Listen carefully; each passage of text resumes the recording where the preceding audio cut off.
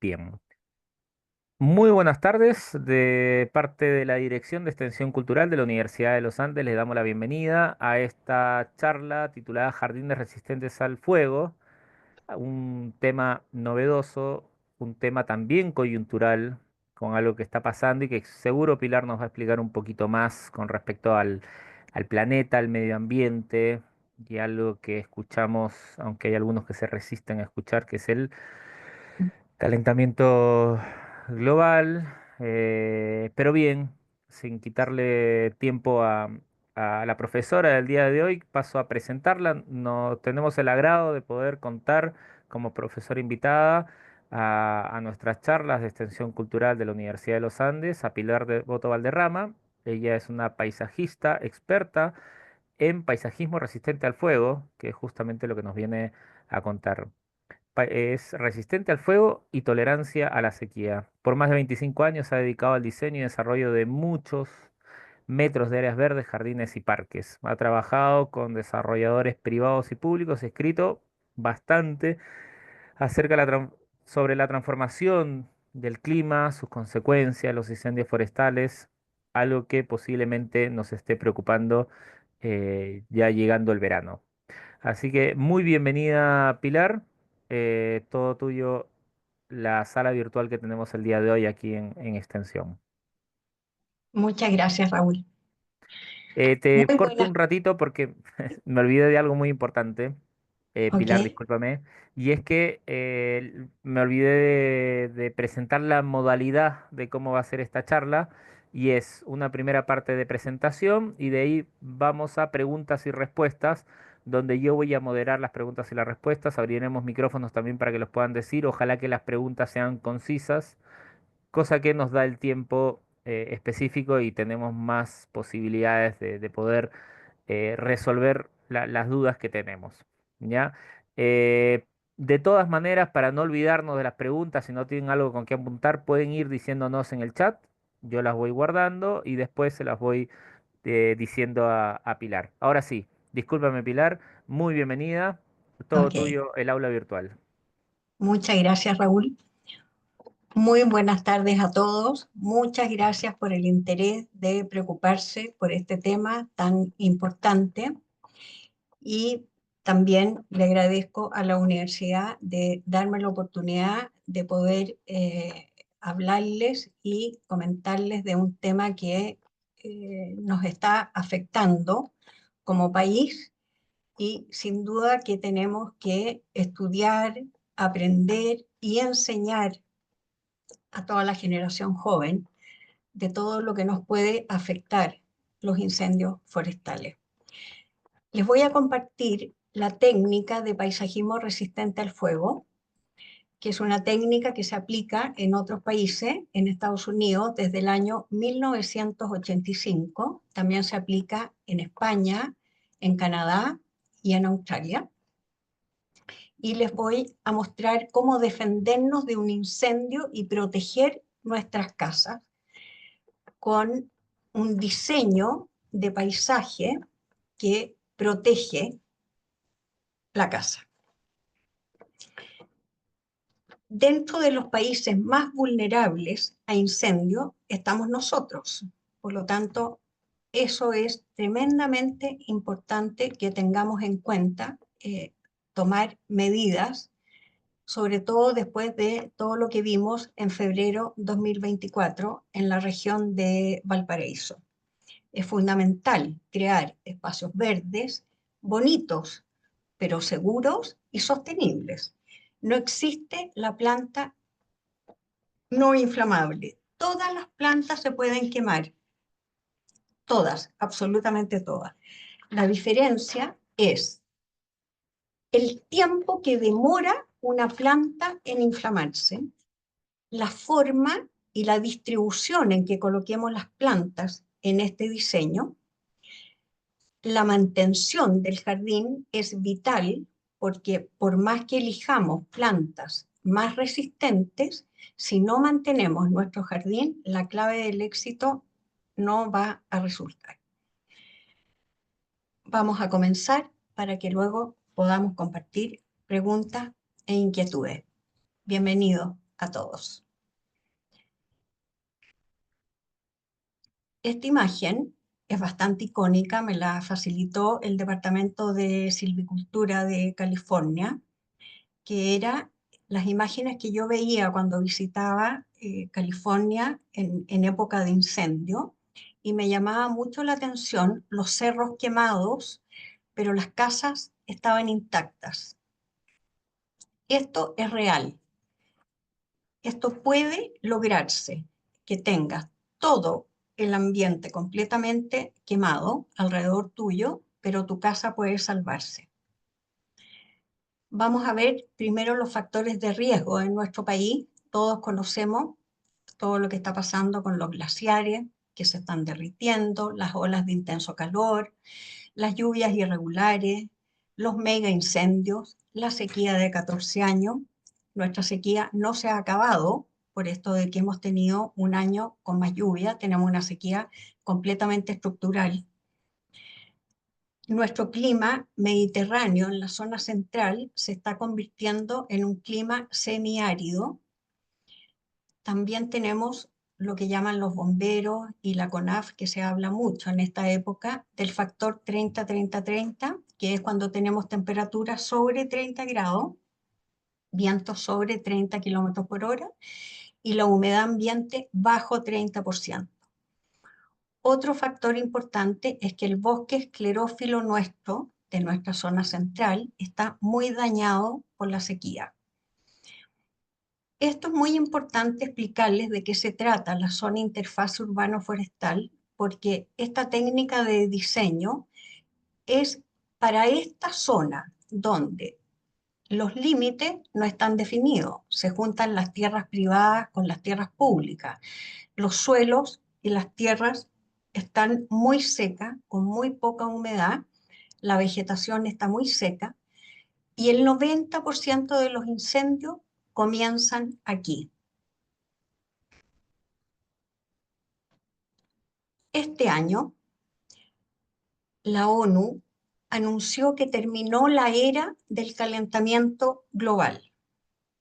Hoy se llama la era de la ebullición global.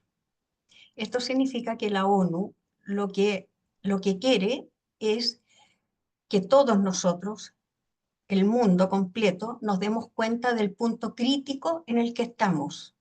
La Organización Mundial de Meteorología, en julio de 2024, se superó la temperatura media global del planeta y se superó el récord de registros jamás visto en la Tierra. Les voy a mostrar luego un gráfico que habla de esto. Tenemos las temperaturas muy altas, el aire absolutamente irrespirable, los incendios asfixiantes, el verano boreal arriba, donde se tomó esto este año, fue tremendamente asfixiante. En India hubieron unos incendios horribles. Este es el gráfico que se mostró en enero del 2024. Se hablaba de que julio 2023 había sido el mes más caliente que habíamos tenido. Lamentablemente, julio 2024 superó esta temperatura y si ustedes se fijan, la curva azul, espero que se vea ahí el cursor, la curva azul muestra las temperaturas que tenía el planeta entre el año 1940 y 1960. Estábamos alrededor, en el mes de julio, que es el verano boreal, alrededor de 15.7 grados.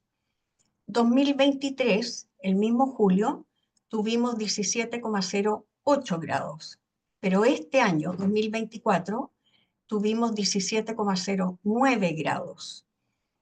Cada vez queda más claro que tenemos que reducir las emisiones de gases de efecto invernadero y aumentar las fuentes de energía renovable. Nuestro clima mediterráneo de la zona central, el Centro del Clima y Resiliencia acá en Chile, informó hace ya 2 años de que se está convirtiendo en un clima semiárido. Muchos de nosotros conocíamos las 4 estaciones muy marcadas, las lluvias y temporales con 4 a 5 metros de nieve, los veranos templados, unas tardes exquisitas, con buena temperatura, pero hoy en día el clima semiárido es el que presenta inviernos con lluvias irregulares, con muy poca nieve, los veranos son mucho más largos, con fuertes olas de calor, y el otoño y la primavera muy cortos. El bosque esclerófilo que les mencioné anteriormente es un bosque que tienen solamente 5 países del mundo: Australia, California, la cuenca del Mediterráneo, Sudáfrica y Chile. Es el bosque, para quienes no lo saben, que tiene hoja persistente y dura. Son aquellos árboles que permanecen verdes durante todo el año. Son capaces de soportar largas sequías y diferencias de temperatura muy altas entre el día y la noche. Y las especies de este bosque son el belloto, los boldos, el espino, el litre, el maitén, el peumo, los quillaye, incluso la palma chilena. Hay una imagen aquí en un círculo, esto está tomado por Google Earth, donde se ve este bosque esclerófilo no con tonos otoñales, sino que con un café pardo que está mostrando la sequía que está padeciendo el bosque esclerófilo. Luego, dentro de los factores de riesgo, las áreas de mayor riesgo en Chile, ya todos sabemos lo que ocurre en la región de Valparaíso, la región de O'Higgins, la región del Maule, Ñuble, Biobío, la Araucanía y los lagos. Desde el año 2017, que ya estamos presentando eh, incendios bastante potentes, están dentro de la categoría de mega incendio o incendios de sexta generación, se les llama hoy en día. 5 millones de chilenos viven en esta zona de alto riesgo que les nombré, que se llama la interfase urbano-rural. Se llama interfase urbano-forestal cuando los bosques están cerca, y urbano-rural cuando está la zona rural muy cerca de una ciudad. En febrero de 2017 fue el incendio de Santa Olga. Muchos de ustedes se pueden recordar eh, que se quemó una población completa en la región del Maule. Murieron 11 personas, 1.000 casas afectadas y se quemaron muchísimas hectáreas, 570.000 hectáreas. En febrero de 2023 fue el incendio de Santa Juana, la región del Biobío, donde murieron 26 personas y se afectaron 450.000 hectáreas. Y el más reciente, en febrero de este año, en Valparaíso, donde lamentablemente murieron 134 personas. Pocas hectáreas afectadas, pero muchísimas muertes y 7.000 casas destruidas. A raíz de este incendio, entramos en el escalafón de los incendios más letales del siglo XXI. Primero, Australia, en el año 2009, con un tremendo incendio donde hubo 173 muertes. Nosotros quedamos en segundo lugar con 134 personas y Grecia en tercer lugar en el año 2018 con 103 muertes. Hacía poco había sido el incendio en Maui, donde murieron 100 personas, pero nosotros ocupamos ese lugar ahora. Entramos a California, Santa Bárbara. Les quiero mostrar dónde comenzó esto del jardín resistente al fuego. En el año 1985, los bomberos de la ciudad de Santa Bárbara, el gobierno americano, les donó 0,7 hectáreas para que ellos desarrollaran un jardín resistente al fuego y pudieran enseñarle a su comunidad cómo tenían que defender sus casas. Tuve la posibilidad de visitarlo y pueden ver ustedes ahí la compañía de bomberos y el parque que ellos construyeron, y me impactó muchísimo encontrarme con una señalética estupenda, muy bien hecha, donde educan e informan a su comunidad qué tienen que hacer para defender sus casas. Hasta me encontré con papelería donde les enseñan el nombre común y el nombre científico de las plantas, pero es una papelería de al menos 8 a 10 hojas del universo de plantas que ellos mencionan.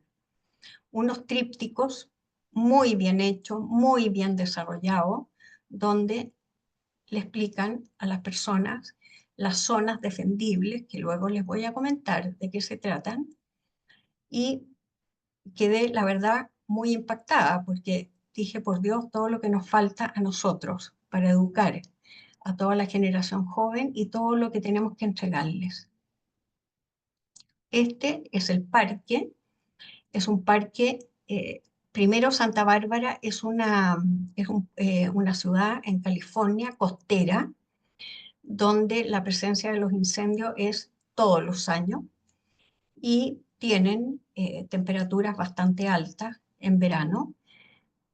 Y este parque muestra, se puede ver aquí, los elementos pétreos, me refiero a la gravilla, al maicillo, a las rocas, a los pavimentos, a la granulometría de piedras. Eso se usa mucho en este paisajismo. Siempre los árboles clareados, muy bien podados, con poda de levante a 2 metros del suelo. Y aquí entramos a la ciudad con sus casas y el paisajismo que presentan, donde se ve poco árbol frondoso, se ve muy poco emboscado, pero sí muchas palmeras que ellos mantienen siempre muy limpias, sacan siempre todo el follaje seco. Es una planta que ellos consideran resistente, pero en un paisajismo donde esta especie vegetal no se limpie, debe considerarse inflamable. Y es lo que nos pasa a nosotros en Chile. Nunca vemos las palmeras limpias. Es un paisajismo que tiene mucha suculenta, mucha cactácea, mucha herbácea. Si se fijan, son arbustos de tamaño medio, donde se logra un bonito diseño, pocos árboles, y vuelvo atrás, ese es el paisajismo que se ve en Santa Bárbara. Y entramos aquí a la técnica de diseño. Esto es un diseño que se le nombra como zonas de defensa o zonas defendibles. Son 3 anillos que rodean la casa. El primero, este anillo rojo, que es hasta los 10 metros que bordean la casa. El segundo anillo, hasta los 20 metros. Y el tercer anillo, hasta los 30 metros que rodean la casa. En zona de interfase urbano-rural, donde muchas veces los terrenos son grandes. Si tenemos un sitio pequeño, basta con que tengamos solamente la zona 1 hasta 10 metros bordeando la casa para poder defendernos. El 90% de las casas en California que tienen estas zonas defendibles logran salvarse. La técnica, como les conté, crea zonas defendibles alrededor de la casa y lo que pretende es demorar la propagación del fuego y hasta detener un incendio. La clave del éxito es cómo distribuimos las plantas, qué plantas vamos a elegir, el uso de plantas espaciadas, menos inflamable, y sin duda que la mantención del jardín es vital. Sobre todo, mantener las plantas sanas, no con pestes, bien regado el jardín, sin maleza y con buena poda. Otra imagen de los tres anillos, esto en una zona de interfase, solamente colocamos césped en los primeros 10 metros que rodean la casa, porque estamos hablando que estamos en un país con mucho problema de sequía, por lo tanto podemos seguir trabajando los otros anillos con, como les había contado, materiales áridos, maicillo, gravilla, ladrillo molido, tierra, cualquier elemento que sea inorgánico. La zona de defensa 1, que es hasta los 10 metros, es importante hablarles de lo que llaman la zona 0. Son los primeros 1,5 a 2 metros que están junto a la casa, pegados a la casa, donde no debe ir plantada ninguna especie vegetal, nada, absolutamente nada, ni una enredadera. Podría haber algún macetero con alguna planta muy resistente al fuego que pudiese trasladarse en caso de un incendio muy, muy grave. Y en esta zona solamente podemos colocar entre 1 a 2 árboles en ese anillo, no más. Árboles caducos, de poca altura, y siempre con la poda a 2 metros del suelo, la poda del tronco. Eso se llama la poda de levante, que esté lo más limpio posible. Y plantando grupos aislados de arbustos bajos que se van repitiendo siempre con distinta especie vegetal. Por lo tanto, no al monocultivo. Cuando se habla de monocultivo es cuando se habla de una especie vegetal. La idea es poder plantar diferentes especies de modo de crearle problemas al fuego, no generarle puente al fuego. Como todas estas plantas tienen distinto tiempo de ignición, de inflamarse, la idea es que si una se inflama a los 15 segundos, la otra a los 20 o 40 segundos, se demoren y no puedan tener continuidad en la propagación del fuego. La zona de defensa 2, que es hasta los 20 metros, continuamos con plantación de árboles. Antes podíamos plantar hasta 2, ahora podemos plantar hasta 3 en el segundo anillo. Y continuamos con las islas de arbustos bajos, generalmente herbáceas o arbustos de bajo crecimiento. Y lo que les conté del primer anillo, no al monocultivo, siempre tratando de plantar diferentes especies vegetales. Llegamos a la zona 3, que es hasta los 30 metros, y en este anillo de los 30 metros que rodea la casa, sí podemos empezar a usar arbustos de crecimiento más alto. No podemos plantar jamás ni coníferas ni eucaliptos, ya le explicaré más adelante, están dentro de los árboles más inflamables. Continuamos con la poda de levante, siempre la copa a 2 metros del suelo, pero sí en este anillo podemos colocar más plantas. El combustible escalera vertical es muy conocido en este tema.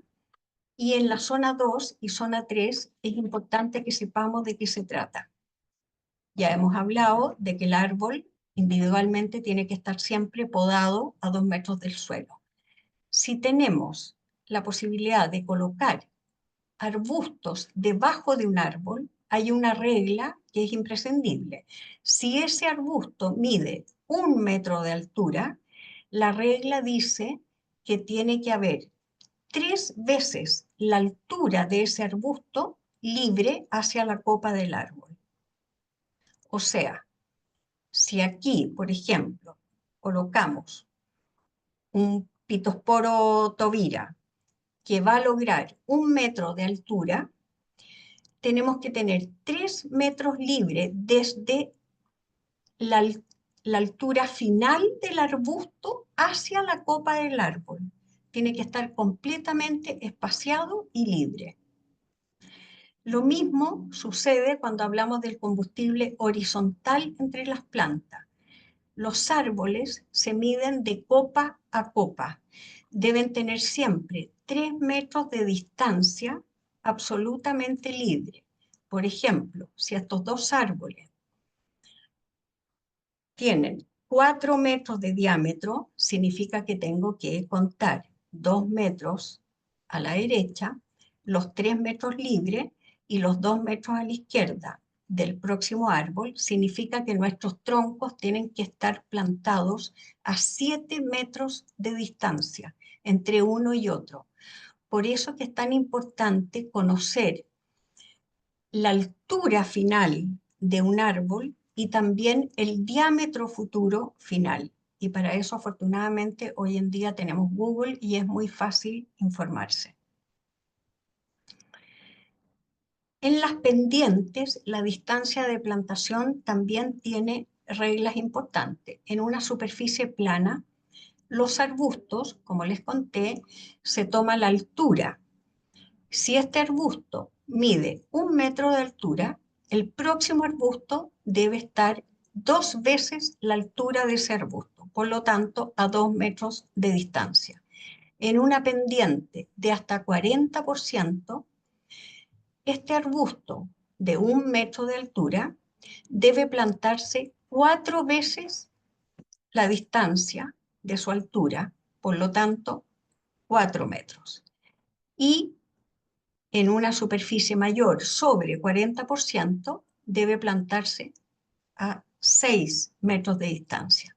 En el caso de los árboles que se miden de copa a copa, lo importante es el diámetro del árbol. En una superficie plana deben plantarse a 3 metros de distancia.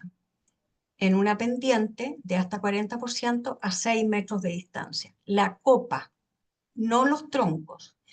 Y en una pendiente mayor a 40% debe estar a 9 metros de distancia las copas. Otro factor que ayuda a propagar el fuego son, por supuesto, las pendientes donde la orientación norte se seca bastante, las quebradas actúan como chimenea y la pendiente duplica la velocidad del fuego. Cuando tenemos una casa en riesgo,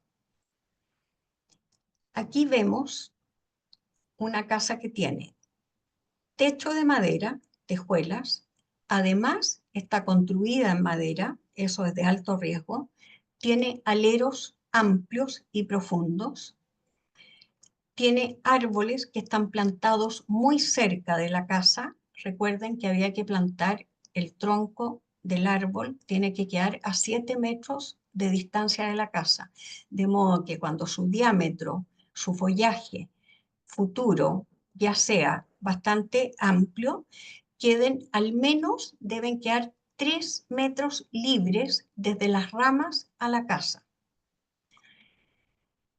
Otro factor de riesgo, como hablamos, son el combustible escalera vertical, donde las copas se tocan unas con otras. Eso también es muy riesgoso. Y si además tenemos vientos de 80 kilómetros por hora, estamos con muchos problemas.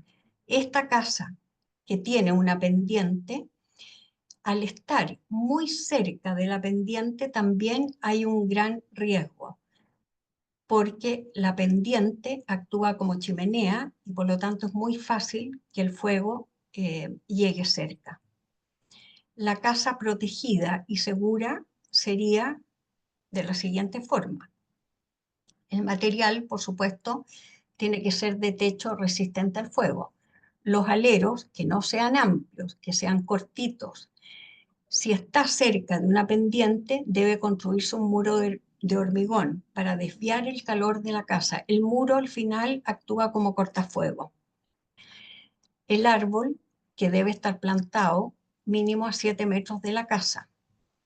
Y los árboles deben estar podados a 2 metros del suelo y con distancia suficiente que queden espaciados. Eso convierte esta casa en un lugar más seguro. Les voy a mostrar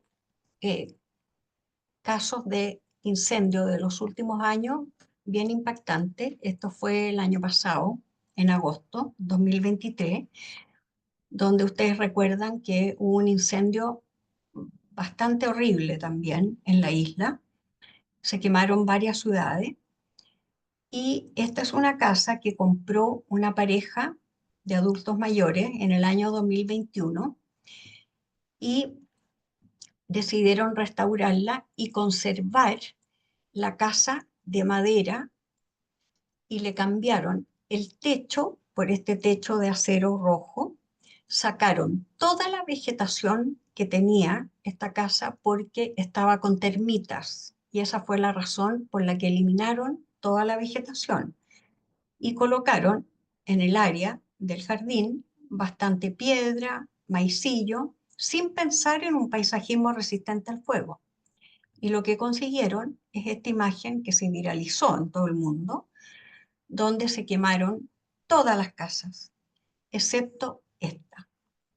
Y lo que se dice es de que este techo fue tremendamente importante porque recibía las pavesas que volaban de las otras casas, caían a este techo y luego caían al suelo, pero no había vegetación. Por lo tanto, no se prendió la casa y fue la única casa que quedó sin daño. Muy impactante. Luego, en el sector de Matanzas, aquí en nuestro país, se me acercó una chiquilla que vive allá y que había construido hace poco, le habían hecho el jardín de su casa, arrendó la casa se quemó por un problema interno dentro, se quemó entera, la arrendataria logró sacar a sus hijos, se quemaron los autos, pero lo más impactante es que este paisajismo, la paisajista que lo hizo, si se fijan ustedes, hay un seto aquí que bordea todo el jardín. Incluso hay una casa como de Tupán, aquí una construcción, que no se quemó. Y este seto, que está construido con Myoporum laetum, que es una especie vegetal que se usa muchísimo en la costa, lo van a ver aquí, este miosporo se chamuscó completamente, pero no logró encender. Y eso fue lo que salvó que todas estas otras casas no lograran incendiarse, porque no hubo forma de que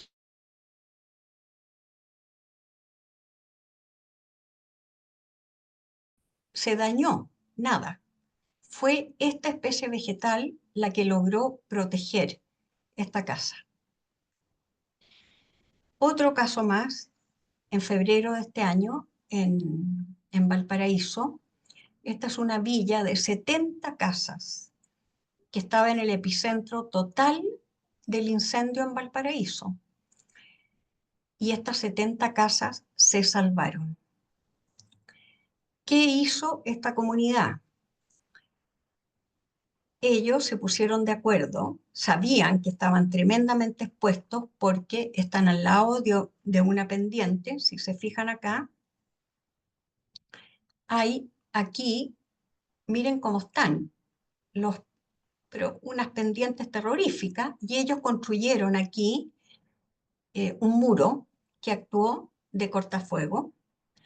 Las especies vegetales que tenían las tenían completamente podadas a 2 metros del suelo. Estuvieron desmalezando y retirando pasto seco constantemente. Todos sus pocos árboles que habían los tenían podados y además instalaron estanques de agua. Y mientras el incendio ocurría, ellos humedecían este lugar, esta viña completa, hasta que tuvieron que arrancar, porque si se fijan el entorno está todo quemado, esto eran llamas y llamas por todos lados. Tuvieron que arrancar pensando en que habían perdido sus casas y al día siguiente se encontraron que su villa estaba intacta. Bien impresionante el caso. El jardín botánico, que todos ustedes también deben saber, se quemó casi por completo. Así estaba en agosto de 2023, se quemaron 400 hectáreas y una familia completa de 4 personas murió. Piensan que necesitan al menos 5 años de recuperación. Afortunadamente hay varias empresas que están ayudando, CONAF, Desafío Levantemos Chile, Reforestemos, han avanzado mucho. Lo impactante de esto es que de la familia que murió, la persona que estaba, eran gente que trabajaba en el jardín botánico, y la persona que estaba a cargo de la propagación de las plantas, de las semillas, fue quien plantó 13 yingos, 6 alcanfor y 3 kakis que el gobierno japonés había regalado al jardín botánico. El gobierno japonés le regala a todos los jardines botánicos semillas de Ginkgo biloba, que es el sobreviviente de la bomba atómica en 1945, pues esta vez también sobrevivió al incendio, igual que los alcanfores y los 3 kakis. Llegamos a un tema que a mí me importa muchísimo, que es los estudios de inflamabilidad en los árboles nativos de Chile. Afortunadamente, hay un ingeniero químico de la Universidad Técnico Santa María que está estudiando, hace un tiempo atrás, ya lleva 3 años, estudiando la inflamabilidad de plantas nativas e introducidas. Y publicó un artículo de estos compuestos químicos, eh, en una, lo publicó y una revista americana lo subió, y esa fue la forma, lo subió a internet, y esa fue la forma que yo logré tomar contacto con él, donde me contó todos estos estudios que estaba haciendo. Él tiene, no solamente él y un equipo, y luego de esta publicación en la revista Forest Ecology en Estados Unidos, ganó el Fondesit y hoy lidera el tema de inflamabilidad en Chile. Él descubrió que todos sabemos que el eucalipto y las acacias, los aromos, son tremendamente inflamables, pero descubrió que el peumo, nuestra planta nativa preciosa, es tremendamente inflamable y con un grado de inflamabilidad que supera al eucalipto. El grado 5 en la escala de Ballet, hay una escala de Ballet para medir la inflamabilidad, y el eucalipto y el peumo y los aromos están en grado 5. El pino está más abajo, es menos inflamable que estos otros. Este año nuevamente publicó un artículo y además desarrolló la red iberoamericana, donde con un grupo de españoles, argentinos, cubanos y chilenos están haciendo un gran trabajo de estudio de las plantas nativas nuestras, además de compartir conocimientos con la vegetación de ellos. Este año también descubrieron que el naranjillo, que es un árbol nativo nuestro, la citronela, también está dentro de los más inflamables. Este es un estudio que se hizo en la Universidad de Concepción hace muchos años atrás, donde hablaban de que el avellano demora casi el doble en prenderse que el eucalipto y el pino. Por eso en el campo a esta planta le dicen que es apagoso y lo usan como cortafuego y rebrota sin dificultad. ¿Por qué hay hojas que arden más rápido que otras? Este es un artículo que acaba de aparecer, recién salido del horno, hace 2 días atrás, estudio de Fabián Guerrero y su equipo, donde hablan de la química de las hojas nativas, cómo influye en la inflamabilidad. Ellos hablan de los terpenos, la acetona, los aldehídos y otros compuestos químicos, donde se han dado cuenta, siempre la gente que estudia la inflamabilidad estudia los terpenos, que son los compuestos químicos que tienen que ver con los aceites esenciales. Y se han dado cuenta que no solo tienen que estudiar los terpenos, porque hay plantas nativas nuestras que tienen terpenos y que se pensaba que eran altamente inflamables, pero que también presentan hidrocarburos. Al tener ambos compuestos químicos, terpenos e hidrocarburos, los hace menos inflamables. Y es lo que acaban de darse cuenta este año con el quillay y con el litre, que sí tienen terpenos, pero al tener además hidrocarburos, los convierte en plantas menos inflamables. Ahí tenemos el quillay y el litre. Y entramos a la clasificación de plantas ignífugas y pirófitas, las más resistentes y las más inflamables. Repito que todas las plantas se pueden incendiar, no existe la planta incombustible. Las plantas ignífugas o más resistentes al fuego son las que tienen alto contenido de humedad, resisten altas temperaturas, demoran en producir una llama, por lo tanto tienen muy poca velocidad de propagación, retrasan y pueden llegar a detener el paso del fuego.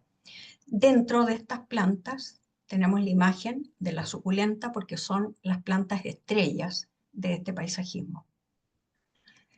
Las características de estas plantas menos inflamables, es bueno aprenderse estas 12 características, de modo que cuando uno va a un vivero, si conoce esto, tiene más posibilidades de establecer si estamos frente a una planta más o menos resistente.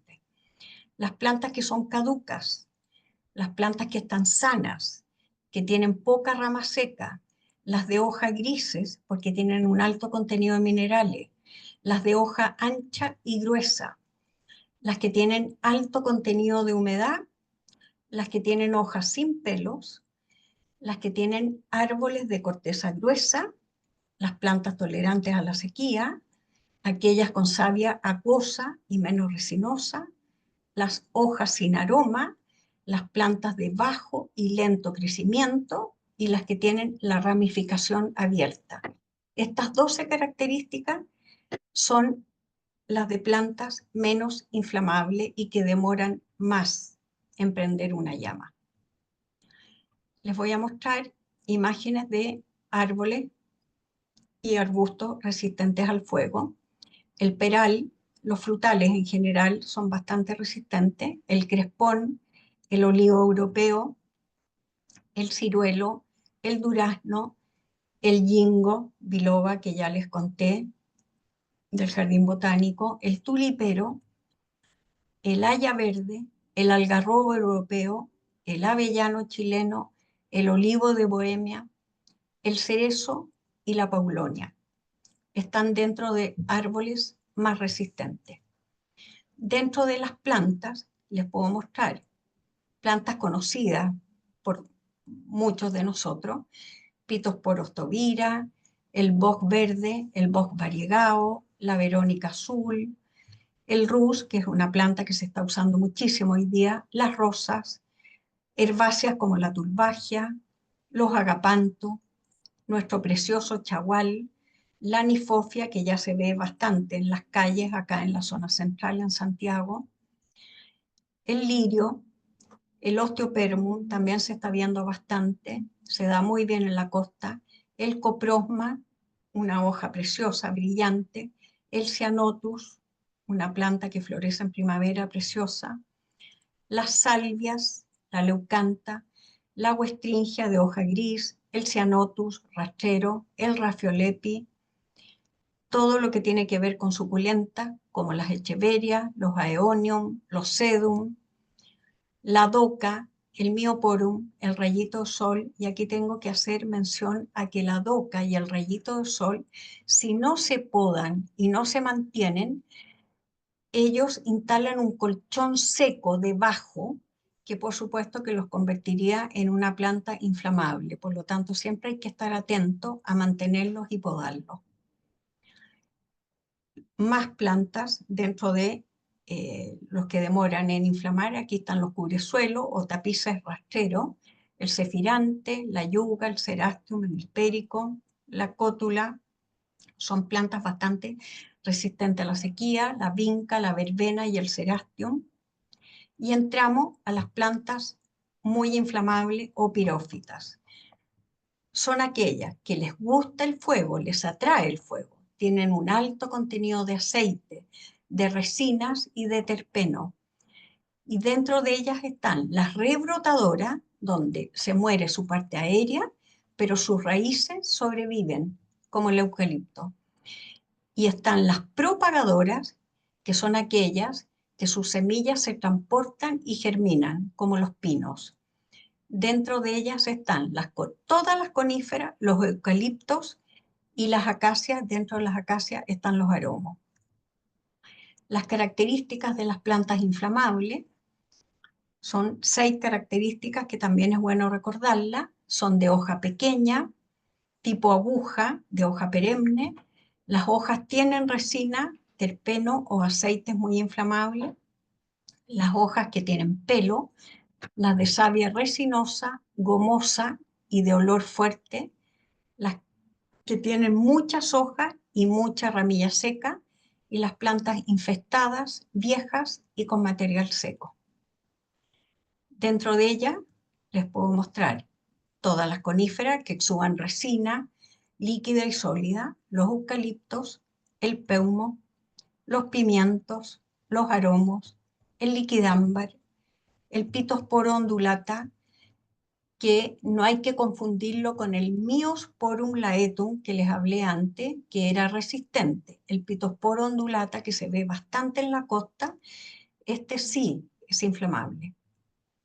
El sauce, el arce japónico, los evónimos, el romero rastrero, las gramíneas, penicetum, cola de zorro, estipa, los miscanthus, todas las gramíneas, el mirto, que es de hoja pequeñita, el laurel en flor, la laurentina y el Viburnum lucidum. El laurel en flor es una planta que en Estados Unidos se considera resistente, pero como en Estados Unidos la mantención del jardín es tan importante, es muy raro ver a un laurel en flor dañado con peste. En Chile siempre lo vemos con fumagina, con conchuela, por lo tanto, al estar infestado, pasa a ser automáticamente una planta inflamable. Lo mismo sucede con la laurentina, donde hay poco concepto de fumigarlo. Dentro de las trepadoras inflamables es importante recordar que la bugambilia es muy inflamable, el jazmín de España también, y la clemátide. La lantana, una planta muy tolerante a la sequía, pero es bastante inflamable. Y dentro de las lavandas, que se consideran resistentes, de hoja gris, la lavanda estocha es una nueva lavanda que se vende hoy día en el comercio y que sí es inflamable.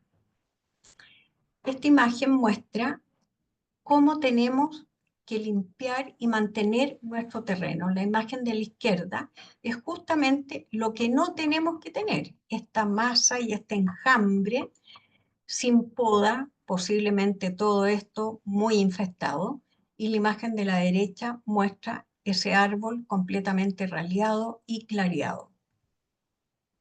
7 consejos de mantención. No plantar arbustos cerca de la casa. Podar los árboles mínimo a 2 metros del suelo. Recortar a 3 metros de la casa las ramas de los árboles. Acuérdense que la casa tiene que tener espacios libres, no que las ramas lleguen a la casa. Reducir la escalera vertical y horizontal, sacando las ramas inferiores de los árboles y manteniendo espacio siempre entre árboles y arbustos. Eliminar siempre toda la maleza, mantener los arbustos espaciados y regar la zona 1, el primer anillo, los primeros 10 metros, que es la zona que necesita más humedad y mantención. Ejemplos de paisajismo resistente al fuego. Pueden ver aquí los arbustos siempre bajos, no altos, herbáceas, mucho elemento inorgánico, pastelones, maicillo, gravilla, ladrillo molido, piedras. Aquí una imagen más extensa donde pueden ver que se puede desarrollar un lindo paisaje. Estos son tips que se pueden desarrollar en un paisajismo resistente donde podemos usar eh, pailas con agua, eh, eh, cómo utilizar palmetas con distintas granulometrías de piedra cerca de la casa, el, eh, en este caso la gravilla que protege y con herbáceas resistentes. Aquí estamos hablando de un corredor, no está pegado a la casa.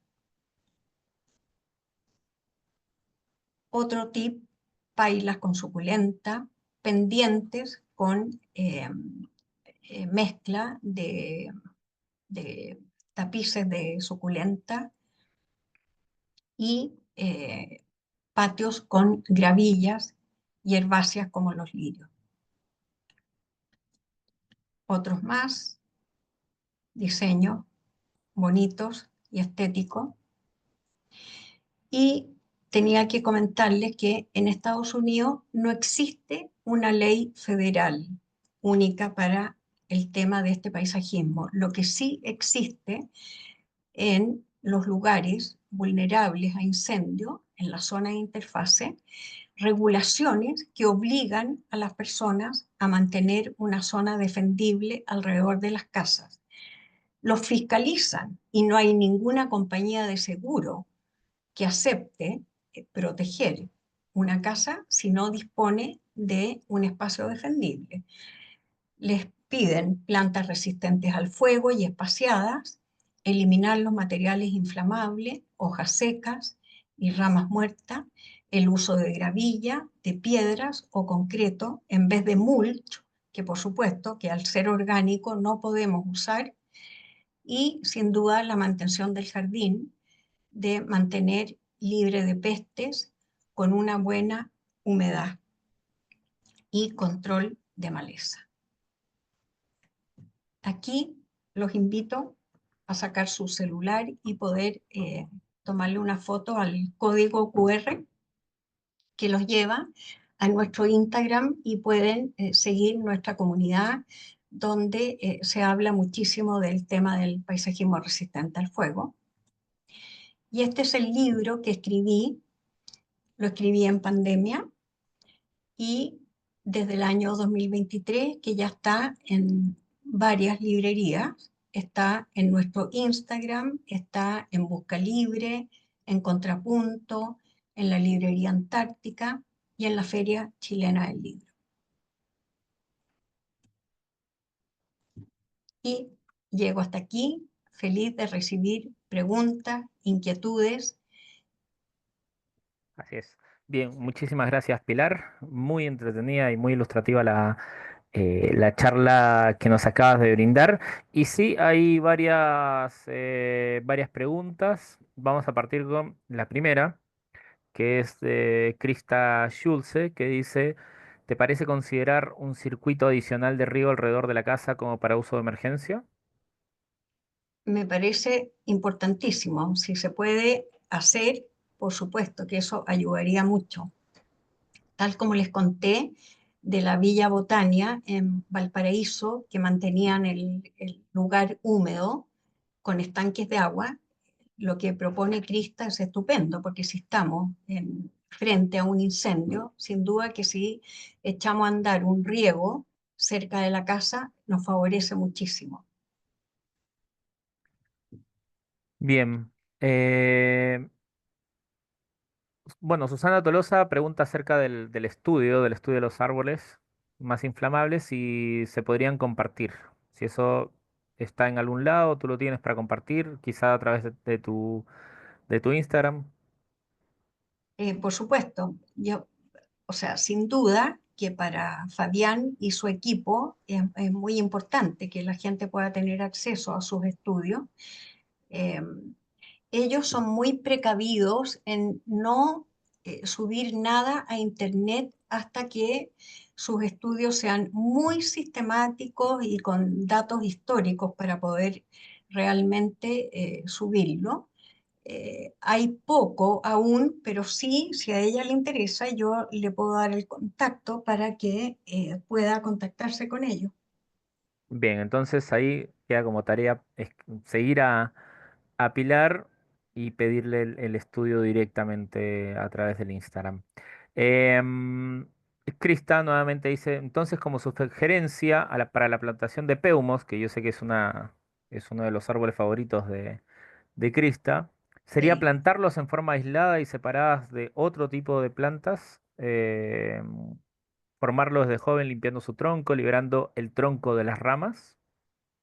Yo creo que en zona de interfaz urbano-forestal no debiéramos plantar peumo.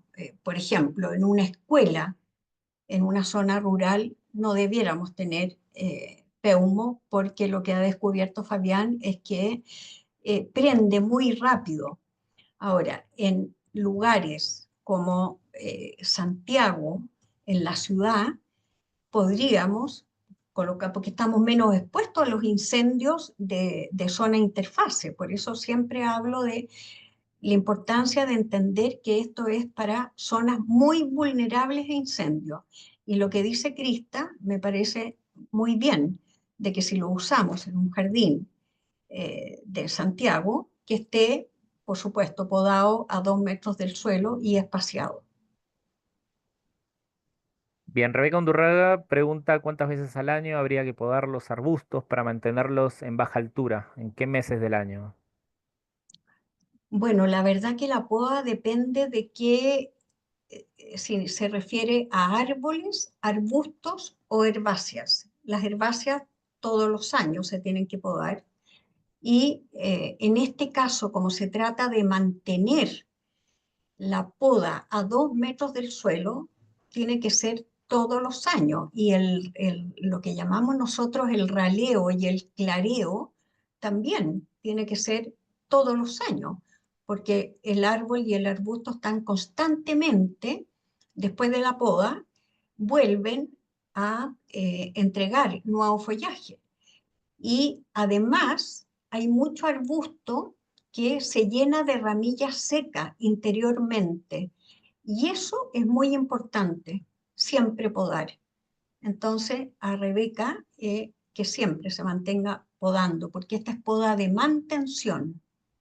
No estamos hablando de podar para una formación de fruto, es para mantener el arbusto o el árbol. Pilar, ¿será necesario entonces eliminar o no considerar el mulch orgánico como chips, cáscaras de nuez entre las plantas? De todos modos, en una zona vulnerable a incendio, no usar mulch. Lo que se puede usar es gravilla, que también logra mantener la humedad, y el, las piedras de diferente granulometría también. Eso también ayuda mucho. Pero mulch por ningún motivo en una zona interfase. Perfecto. María Teresa de Curacaví pregunta si es que recomienda para los bosques de bolsillo o técnica Miyawaki algún muro de hormigón o cortafuego. La verdad, mira, qué bueno que colocó el tema ella. Los bosques de Miyawaki es un tema que yo no estoy muy de acuerdo, pero creo que no estoy de acuerdo porque es exactamente justo lo que no debemos hacer, plantar con esa densidad a 30 centímetros de distancia los árboles. No, no es algo que comparto, pero creo que debo seguir investigando hasta poder entender el concepto de Miyawaki. Creo que no es para cualquier lugar. Perfecto, bien. Vamos a habilitar unos minutos porque ya estamos con la hora casi lista. Los micrófonos para en caso alguien quiera hacer quiera dirigirse directamente a Pilar para hacer alguna consulta breve, pues puede hacerla a partir de este momento. No sé si alguien quiera levantar su mano o preguntar. Yo por mientras te pregunto, y Rebeca también te pregunta acerca de tu libro, y bueno, aprovecho, ¿dónde es posible conseguir tu libro? Si está en todas las librerías o hay alguna librería en especial donde se pueda conseguir. Bueno, como les conté, se puede comprar a través de Instagram, también a través de Busca Libre, que es un sitio de libros de internet muy Ujú. importante. Está en la librería Contrapunto, por internet y físico, en la Feria Chilena del Libro, por internet y físico, y en la librería Antártica también. Y Bosque Chileno también está en Chile Huerta, no, está en varios lugares. Tengo que irme recordando. Travel Books también lo tiene. Club de Jardines de Chile también. Hay varios lugares. Lo pueden colocar en Google y aparece en varios sitios. Perfecto. Aquí Lili nos dice que en Bosque Chileno también está. Sí. Bueno, no se han animado a levantar la manito, pero hay otra. Catherine Arispe dice, ¿el algarrobo cómo se clasificaría? Eh, ¿Qué tipo de algarrobo? ¿Algarrobo europeo o algarrobo chileno? Bien, vamos a esperar la respuesta de Catherine para... Entiendo, pues, a ver, responde, el chileno, muy bien. El chileno. No tengo estudios de él todavía. Fabián no lo ha estudiado. Necesitamos mucho tiempo aún para que nuestros estudiosos nos puedan dar más información, pero por sus características de hoja, yo tengo la impresión que es una especie inflamable. Bien, entonces los comentarios que siguen, la verdad que son bastante gratificantes son más bien felicitaciones y agradecimientos por la charla, Pilar. Así que yo aprovecho Gracias. también de agradecerte por la charla de parte de la Dirección de Extensión Cultural de la Universidad de los Andes. Dejarlos a todos los presentes muy invitados a que puedan visitar la página www.uandes.cl, donde podrán ver los talleres, los ciclos, los conciertos que nosotros tenemos. Por cierto, ya se viene el último concierto del año, que es un show de tango, así que animarse a comprar prontamente las entradas para que no se queden sin ella, pero de todas maneras... muy agradecido de tener estas instancias donde pienso que el conocimiento de Pilar, el conocimiento también y el aporte que han hecho a través de las preguntas quienes han participado el día de hoy son bastante importantes para un tema muy actual, muy contingente y que obviamente va a ser un desafío interesante cómo lo resolvamos como país. Muchísimas gracias, Pilar. Te doy la palabra para que puedas agradecer y despedir también a tu aula virtual. Muchas gracias. Nuevamente les agradezco a todos por su interés y sin duda que me encantaría que eh, pudiéramos abordar a toda la generación jóvenes de profesionales hoy en día, que todo lo que les va a tocar respecto al cambio climático, como tú lo mencionaste al comienzo, Raúl, viene muy pesado, muy difícil y necesitamos que nuestra gente joven se capacite respecto de este tema. Así que Muy feliz bien. de apoyar a la generación joven. Siempre me está llamando estudiantes en que me piden consejo y me da mucho gusto de que pueda haber interés. Yo feliz de acompañarlos. Bien, muchísimas gracias, Pilar. Muy buenas tardes a todos y Muchas nos gracias. estaremos viendo en una siguiente oportunidad. Hasta luego. Gracias. Gracias.